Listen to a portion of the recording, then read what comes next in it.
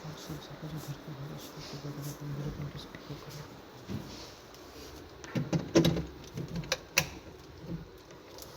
तो सोचो कि सात सज्जा का दर्पण किसका उपयोग करेंगे।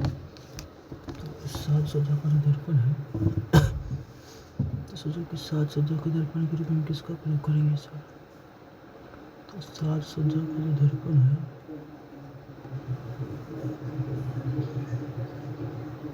तो सात सज्जा के दर्पण के रूप में किसका प्रयोग करेंगे।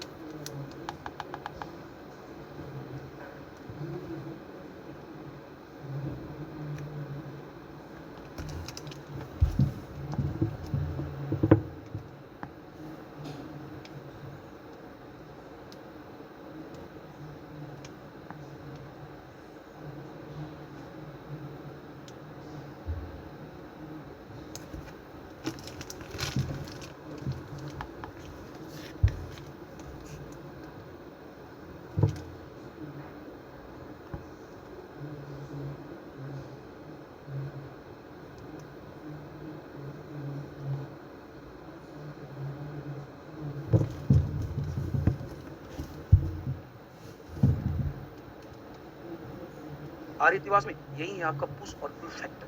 ठीक है, तो कुछ नहीं करना है। कहां से भाई इधर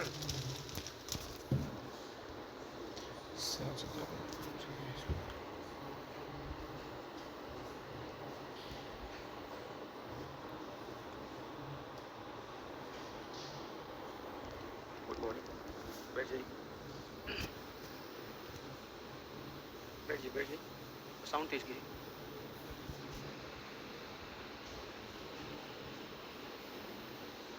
लास्ट क्लास जनसंख्या हो रहा है। ठीक है, जनसंख्या में क्या हो रहा है।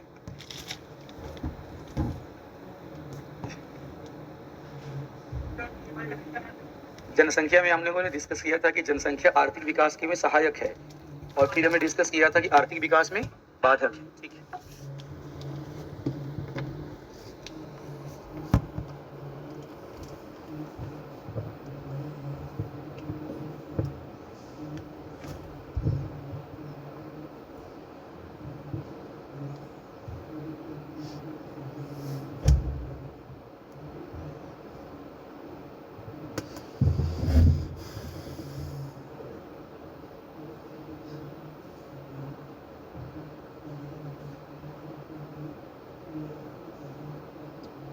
प्रवासन प्रभावित करने वाले कारक और प्रभाव।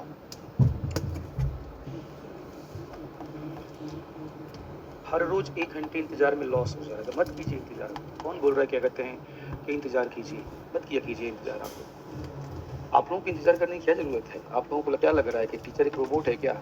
नहीं है रोबोट। बस में आपको इंतजार करना ही पड़ेगा। बात सिंपल सी है। टीचर एक रोबोट नहीं। आगे बताइए, इंतजार करना ही पड़ेगा। कर सकते हैं तो कि इंतजार डिलीट मत किया करो कमेंट यार। कौन डिलीट कर रहा है कमेंट। मत किया करो डिलीट। इन सबको समझाना बहुत जरूरी है। करना ही पड़ेगा, कोई ऑप्शन नहीं है। असल में आपका टीचर इंतजार नहीं करता है। टीचर आता है क्या कहते हैं क्लास में 8 बजे आ जाता है। आप लोग क्या करते हैं आते रहते हो तो टीचर इंतजार नहीं कर रहा है। इंतजार आपको करना पड़ेगा, टीचर को नहीं। असल में टीचर रोबोट नहीं है। इतनी बात समझ लीजिए। क्या कहते हैं टीचर रोबोट नहीं है। टीचर भी इंसान है। टीचर का भी तबीयत खराब होता है। टीचर की भी चीजें होती हैं। आपने 1000 रुपये देकर के 500 रुपये देकर के टीचर को खरीद नहीं लिया है। इस बात को जितना जल्दी दिमाग में बैठा सकते हो बैठा, जितना जल्दी दिमाग में बैठा सकते हो बैठा लो आप इसे। ठीक है, बाकी टीचरों की तरह मैं नहीं हूँ और ना ही मैं वैसा बिहेवियर करूंगा आपके साथ। बाकी टीचर हो सकता है बहुत माहौल बनाते हो प्यार से, नहीं हम नहीं बात करते प्यार से। हम फैक्ट वाली बातें करते हैं। अभिवासन में ठीक है, मुंहफट इंसान हूं मैं, बिल्कुल एकदम टू द पॉइंट मुंह पे फेंक दूंगा। अभिवासन में ठीक है, आप बोलोगे सर पढ़ाई नहीं हो रहा है, मैं बोलूंगा नहीं होगा सर। एक सर बात सिंपल सी है आपका। आप बोलोगे सर हमारी ये समस्या है, समस्या का समाधान बताऊंगा, लेना है लीजिए, नहीं लेना है मत लीजिए। ठीक है, इंसान टीचर भी इंसान है। आपको क्या लगता है आपका तबीयत खराब हो जाता है तो आप क्या कहते हैं छुट्टी मार देते हो। टीचर के पास तो वो भी ऑप्शन नहीं है। टीचर के पास तो वो भी ऑप्शन नहीं कि बेचारा छुट्टी मार सके। आपको क्या लगता है आपको 5 घंटा पढ़ना आ रहा है तो पिछले 6 महीने से सुबह 8 बजे से लेकर के रात में 8 बजे तक क्लास ले रहा हूँ। है हिम्मत क्लास लेने की। आप पढ़ नहीं सकते हो। हम लगातार क्लास लिए जा रहे हैं। ठीक है ना, आप पढ़ नहीं सकते हो। लगातार हम 6 महीने से क्लास लिए जा रहे हैं। तो ये सब चीजें बिल्कुल मत किया कीजिए। क्या कहते हैं अगर आपको लगता है ये क्लास आपके लिए बेनिफिशियल है तो इंतज़ार कीजिए, लगता है ये क्लास आपके लिए बेनिफिशियल नहीं है तो यहाँ पे आने की आपको कोई ज़रूरत नहीं है। सॉरी, ठीक है, सॉरी इसके लिए, ठीक है। अगर आपको लगता है कि नहीं क्लास बेनिफिशियल है, आपके मेंस में ये क्लास आपकी हेल्प कर सकती है, तो 10-15 मिनट इंतजार आप कर सकते हैं। और आज ही तो इंतजार किया है जी, आज ही तो इंतजार किया है आपका। डेली तो मैं 8-5 पे आ ही जाता हूँ, ठीक है। एक दिन नीतीश ने इंतजार करवा दिया, एक दिन आज इंतजार हो गया आपका। मैं अनाउंस करवाने वाला था कि जाके बोल दो क्या कहते हैं कि आज मैं क्लास नहीं ले पाऊंगा, मेरी हालत खराब है, ठीक है। फिर मैं कहा चलो कोई बात नहीं, आपको इन्फॉर्मेशन नहीं था, आ गया हूँ, 1 घंटा 1.5 घंटा 2 घंटा जितना भी हो सकता है उतना क्लास ले लेता हूँ, क्योंकि आपको इन्फॉर्मेशन नहीं था, आपका टाइम बड़ा प्रीसियस है। अब मैं वहाँ से अपने आप को मजबूत बना के आ रहा हूँ कि चलो क्लास लूंगा, तब तक तुम बम फोड़ देती हो। याद रखो, तुम बम फोड़ोगे हम मिसाइल फोड़ देंगे, इस बात को याद रखना, ठीक है ना। तो इसलिए इस बात को ध्यान रखिए। आपको लगता है कि क्लास बेनिफिशियल है तो प्लीज आप आइए, इंतजार करना 10-15 मिनट बहुत बड़ी बात नहीं है। इंटरव्यू में जाएंगे तो इंटरव्यू में हो सकता है कि 1 घंटा इंतजार करना पड़े, तो वहाँ जाके बोल दीजिएगा ये आप 1 घंटा इंतजार करवाते हो ना, हम इंटरव्यू नहीं देंगे, हम जा रहे हैं, तो चले जाइएगा। बीपीएससी बोले कोई बात, बहुत बढ़िया काम कर रहे हैं, आप जा रहे हैं, आप चले जाएंगे तो हमारा थोड़ा सा लोड क्या हो जाएगा, कम हो जाएगा। चलिए करते हैं स्टार्ट हम लोग। हम डिस्कस करने वाले प्रवासन प्रभावित करने वाले कारक तथा इसके प्रभाव, ठीक है। इस टॉपिक को हम बिहार में लेके चलेंगे, ठीक है, बिहार में भी लेके चलेंगे। और बिहार में जो प्रवासन है, देखिए बिहार में जो प्रवासन है, बिहार में प्रवासन की अगर हम बातें करें तो बिहार में प्रवासन का नेचर बिल्कुल अलग है।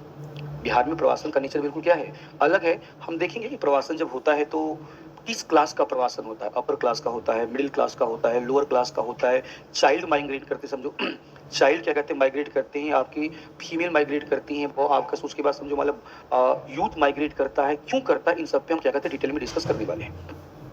इस टॉपिक को कितने डायमेंशन में मैं जोड़ूंगा, ध्यान से सुनिएगा। सबसे पहले हम डील करेंगे आपका प्रवासन, तो प्रवासन के कारक। सबसे पहले हम क्या फोकस कर देंगे, आपका कारक, ठीक है। कारक पे जहाँ पे बच्चे फोकस होगा ना, फोकस क्या कहते हैं होगा आपका, एक बड़ा इंपॉर्टेंट फैक्टर होता है पुश फैक्टर, और एक क्या होता है पुल फैक्टर होता है। तो पुश और पुल फैक्टर ये बड़ा इंपॉर्टेंट होता है, ठीक है। और यहाँ से क्वेश्चन पूछे जाते हैं, सीधा क्वेश्चन, एक क्वेश्चन लिखो जरा, एक क्वेश्चन लिखो फिर टॉपिक स्टार्ट करता हूँ। लिखो, लिखिएगा, प्रवासन, प्रवासन, प्रवासन को प्रभावित करने वाले, प्रवासन को प्रभावित करने वाले, प्रवासन को प्रभावित करने वाले, प्रभावित करने वाले, करने वाले विभिन्न कारकों, विभिन्न कारकों को स्पष्ट करते हुए, विभिन्न कारकों को स्पष्ट करते हुए, विभिन्न कारकों को स्पष्ट करते हुए प्रवासन के, प्रवासन के पुश तथा पुल, ऐसे आप लिख देंगे हिंदी में, पुश तथा पुल, पुश तथा पुल कारक को, पुश तथा पुल कारक की विस्तृत व्याख्या करें, पुश तथा पुल कारक की विस्तृत व्याख्या करें, विस्तृत व्याख्या करें, ठीक है। ये क्वेश्चन है, अब मैं आपको समझाने जा रहा हूँ, आप समझिएगा, जो आपको लिखने का मन करेगा आप लिख लीजिएगा। सपोज कीजिए बच्चे, मान लेते हैं हम प्रवासन की बातें करने जा रहे हैं, माइग्रेशन या प्रवासन। अगर आपसे पूछा जाए कि माइग्रेशन या प्रवासन का मीनिंग क्या है, माइग्रेशन या प्रवासन का तात्पर्य क्या है, ठीक है। अगर सिंपल से क्वेश्चन पूछा जाए आपसे कि आप बताओ जरा प्रवासन का मीनिंग क्या है, तात्पर्य क्या, तो एक लाइन में क्या बोलोगे आपका कि प्रवासन एक ऐसी प्रक्रिया है जिसमें किसी एक क्षेत्र में निवास करने वाला जनसंख्या का समूह स्थायी या अस्थायी रूप से किसी अन्य क्षेत्र में गमन कर जाता है। अब किसी अन्य क्षेत्र में जो गमन करता है उसके कई रीजन हो सकते हैं, हो सकता है गमन करके वो नए क्षेत्र में स्थायी आवास बना ले, ऐसा हो सकता है कि स्थायी आवास ना बनाए, वो अस्थायी आवास बना ले। अब मूव करने के, ट्रांसफर होने के कई फैक्टर हो सकते हैं। जैसे आप बच्चे हो, आप लोग क्या कहते हैं पटना में आए हो, तो आप एजुकेशन के पॉइंट ऑफ व्यू से ट्रांसफर हुए हो, आपका मेन पर्पज क्या है, एजुकेशन है आपका मेन पर्पज, एजुकेशन है आपका, शिक्षा के लिए आए हो। इसी तरह आपने देखा होगा कि पटना में कुछ लोग शिक्षा के लिए आते हैं तो कुछ लोग रोजगार के लिए आते हैं, आते हैं कि नहीं आते, कुछ लोग रोजगार के लिए, कुछ लोग शिक्षा के लिए आते हैं, कुछ लोग अपना बिजनेस करने के लिए आते हैं, ठीक है। तो पर्पज, उद्देश्य अलग अलग हो सकता है, उद्देश्य क्या हो सकता है, अलग अलग हो सकता है। मैटर ये करता है कि उद्देश्य अगर अलग अलग है तो सिमिलरिटी क्या है, कॉमन चीज क्या है, आपने अपना आवास छोड़ा और आवास छोड़ करके किसी अन्य क्षेत्र में आपका आवासित हो गए और किसी अन्य क्षेत्र में रहने जा रहे हैं। एक लाइन लिखूंगा मैं यहाँ पे, तात्पर्य, जब किसी क्षेत्र में निवास करने वाली, जब किसी क्षेत्र में निवास करने वाली करने वाली जनसंख्या का एक समूह या व्यक्ति, एक समूह या व्यक्ति स्थायी या अस्थायी, रूप से किसी अन्य क्षेत्र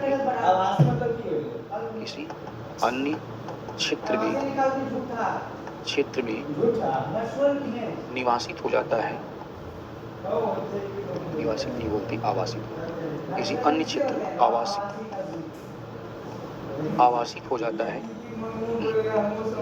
आवासित हो जाता है, तो इसे ही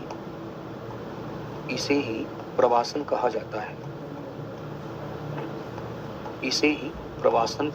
है, ठीक है ना, इसे ही प्रवासन कहा जाता है, बस सिंपल सा है, इसे ही माइग्रेशन कहा जाता है, प्रवासन कहा जाता है। हमने कहा ठीक है, चलिए मान लेते हैं ये आपका प्रवासन। उसने उठा कि ये जो माइग्रेशन है, इस माइग्रेशन के प्रकार समझिएगा, इस माइग्रेशन के प्रकार, ठीक है, माइग्रेशन कितने प्रकार का है। देखो समय की अगर हम बातें करें ना, हम टाइम स्लॉट ले लेते हैं, क्या ले लेते हैं, टाइम स्लॉट। समय की बातें करें तो समय के आधार पर माइग्रेशन दो प्रकार का है, एक आपका क्या है, परमानेंट है, स्थायी है, और दूसरा क्या है, अस्थायी।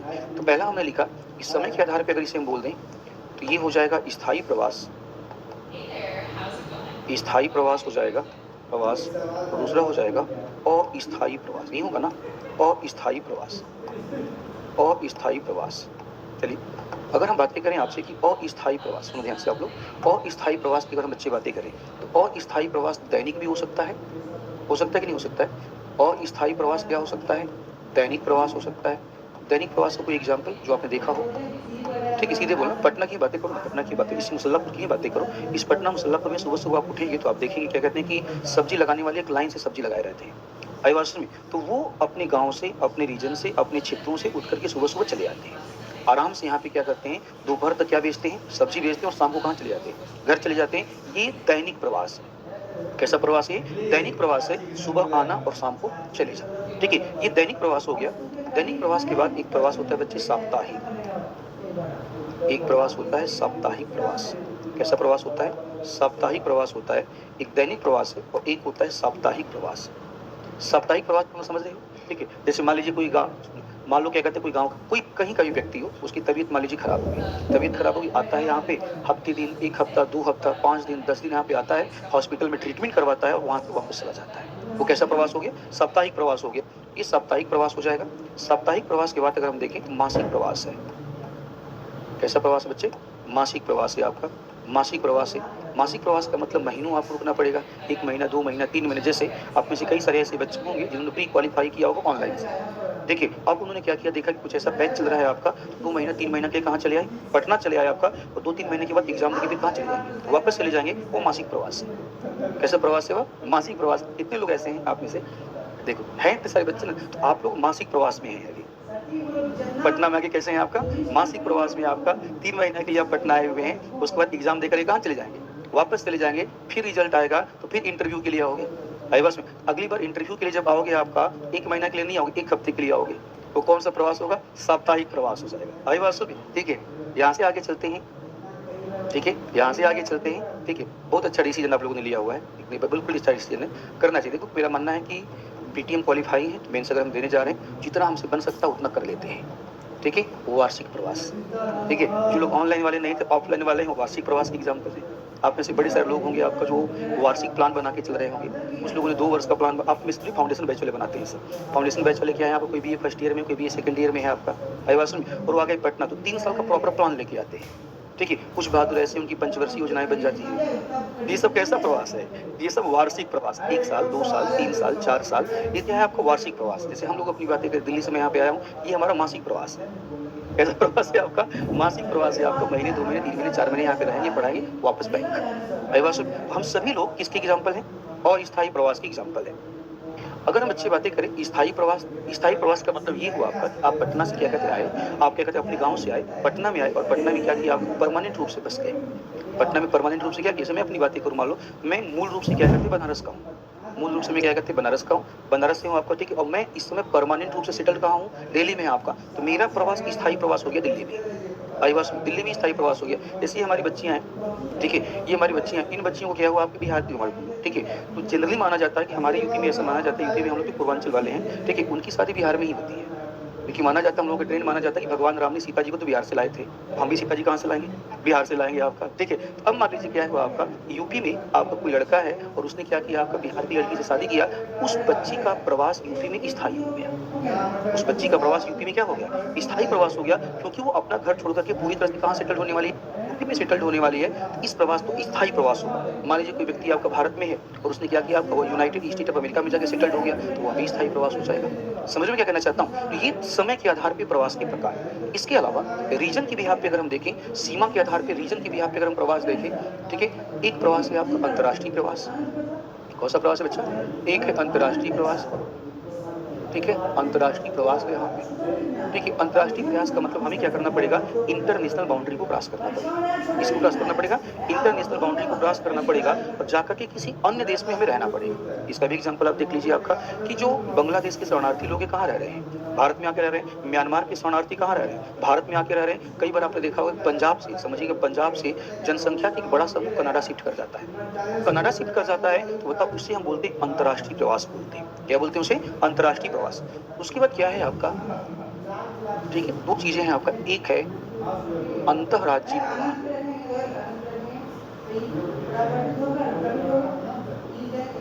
और एक है अंतर्राज्यीय प्रवास। नाम सुना होगा आपने, अंतर्राज्यीय प्रवास।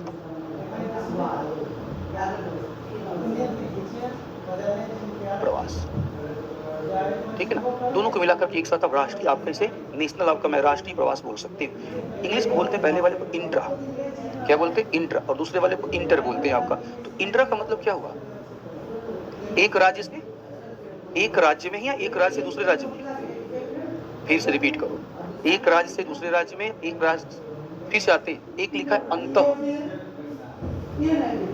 और एक है अंतर। क्लियर हो रहा है ना आपका, ठीक है। उसके बाद एक प्रवास हो जाएगा बच्चे क्षेत्रीय, क्या हो जाएगा आपका, एक हो जाएगा आपका क्षेत्रीय।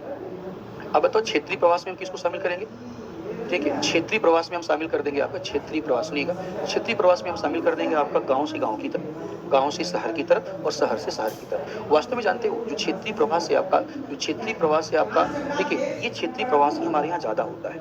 अब तीनों को जब बच्चे एक साथ जोड़ देंगे ना, भारत में अंतर्राष्ट्रीय प्रवास, एक आंकड़ा दे रहा हूँ, 2011 का जनगणना कहती है भारत में अंतर्राष्ट्रीय प्रवास कुल प्रवास का 1% है, ओनली 1%। अवसर में, और कुल प्रवास का 99% जो प्रवास है वो आपका क्या है, आपका ये तीनों के तीनों, ये तीनों के तीनों। इस 99 में से समझो, इस 99 में से आपका 80% जो प्रवास है, 80% जो प्रवास है वो एक ही राज्य के अंदर होता है, गांव से शहर की तरफ।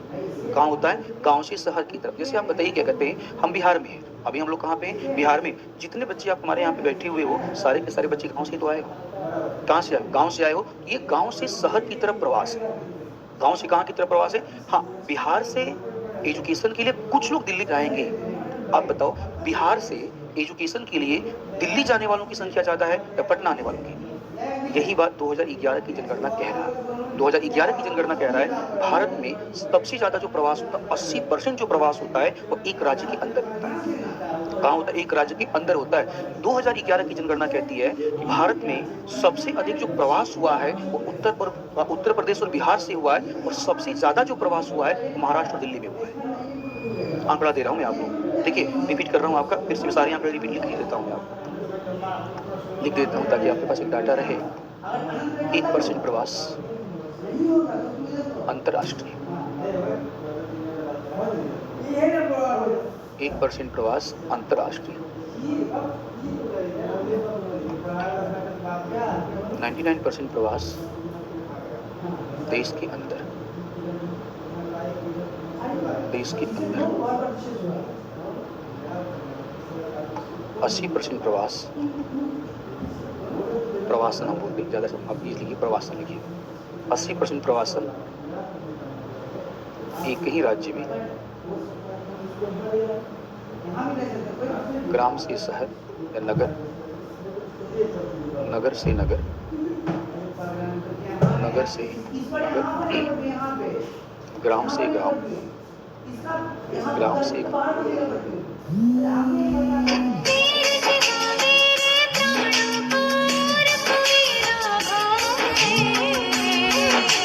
यार कहाँ साइलेंट होगा